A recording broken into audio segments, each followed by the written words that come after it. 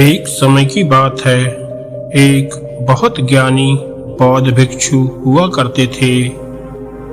उन्होंने अपने जीवन में कई सारे बौद्ध भिक्षुओं को ज्ञान प्रदान किया था, जीवन जीना सिखाया था। एक समय ऐसा आया कि वे काफी बूढ़े हो चुके थे, लेकिन उन्होंने अपनी योग विद्या से कई तरह की दिव्य विद्याएं भी अर्जित की हुई थी, जिनमें से एक दिव्य विद्या थी भविष्य को देख पाना। उनके आश्रम में अभी भी कुछ शिष्य थे, जिनमें से एक शिष्य उनका सबसे प्रिय था, क्योंकि उसमें वो काबिलियत थी कि वो आगे चलकर उनके जाने के बाद इस बड़े से आश्रम का कार्यभार संभाल सके। उस शिष्य का नाम था अष्टम। एक बार वो बूढ़े बौद्ध भिक्षु गहरी ध्यान मुद्रा में लीन थे। उन्होंने देखा कि आज से 10 दिन बाद उनके सबसे काबिल शिष्य अष्टम की मृत्यु हो जाएगी। यह देखकर वह बौद्ध भिक्षु अपनी ध्यान मुद्रा से बाहर आ गए। वो बड़े घबराए लग रहे थे। मृत्यु किस वजह से होगी ये तो पता लगा पाना तो संभव नहीं था, पर वह अष्टम को बचाकर प्रकृति का नियम भी नहीं तोड़ना चाहते थे।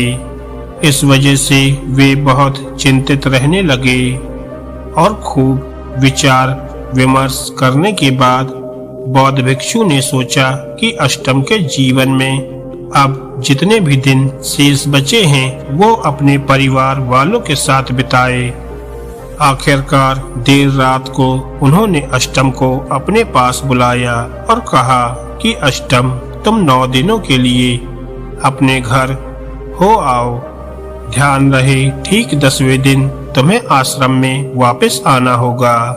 ये सुनकर अष्टम बहुत खुश हुआ।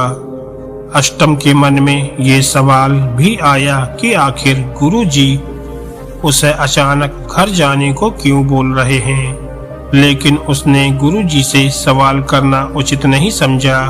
इसलिए उनके आदेश का पालन करते हुए सुबह सूर्य निकलने से पहले ही गुरुजी के पैर छूकर विदा लिया और घर की तरफ निकल गया। इधर बौद्ध भिक्षु को एक तरफ जहां अपने काबिल शिष्य को खोने का डर था, वहीं दूसरी तरफ आश्रम के लिए कोई काबिल शिष्य के ना होने की भी चिंता सता रही थी।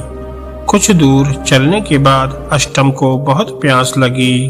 वहीं से थोड़ी दूर एक नदी बह रही थी, जिसका ठंडा पानी पीकर अष्टम जैसे ही पीछे मुड़ा, उसकी नजर एक बड़े से मिट्टी के ढेर पर पड़ी।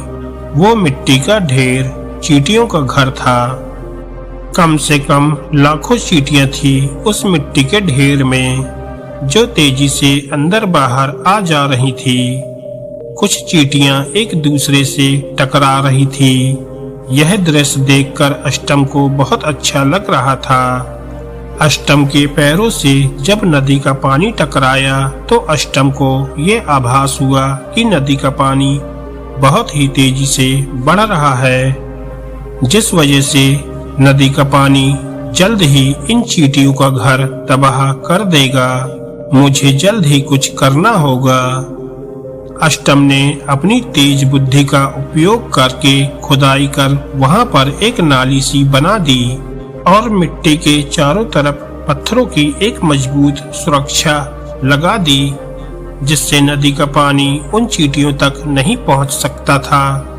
अब अष्टम जब कुछ आगे बढ़ा तो तेज गर्मी की वजह से जलती हुई जमीन के ऊपर एक बूढ़ा आदमी नंगे पैर चल रहा था। यह देखकर अष्टम ने अपनी चप्पलें, जो कि लकड़ी की बनी होती है, उसी वक्त निकालकर तुरंत उस बूढ़े व्यक्ति के पांव में डाल दी। बूढ़े आदमी ने अष्टम को खूब दुआएं दी। कुछ देर और चलने के बाद अष्टम अपने घर पहुंच गया। 9 दिन अष्टम ने अपने परिवार वालों के साथ खुशी खुशी बिताए। अष्टम ने खूब आनंद उठाया। कब 9 दिन बीत गए अष्टम को पता ही नहीं चला। ठीक 10वें दिन सुबह 4 बजे जब अष्टम की आंख खुली तो अचानक अष्टम को याद आया कि गुरुजी ने बोला था कि 10वें दिन आश्रम वापस पहुंच जाना, मुझे जाना होगा। ये बोलकर अष्टम ने परिवार वालों से विदा लिया और आश्रम की ओर चल दिया। इधर बौद्ध भिक्षु आज के दिन बहुत उदास थे, क्योंकि वो सोच रहे थे कि अब तक तो अष्टम दुनिया को अलविदा कह चुका होगा। शाम होने को थी कि तभी बूढ़े भिक्षु को दूर से एक नौजवान भिक्षु आता हुआ दिखाई दिया। जब बूढ़े भिक्षु ने गौर से देखा तो उनके रोंगटे खड़े हो गए। उन्हें विश्वास नहीं हो रहा था कि ये सत्य है या मेरा भ्रम है। अष्टम जैसे ही आश्रम के गेट पर पहुंचा, बूढ़े बौद्ध भिक्षु ने तेजी से आगे बढ़कर अष्टम को अपने सीने से लगा लिया।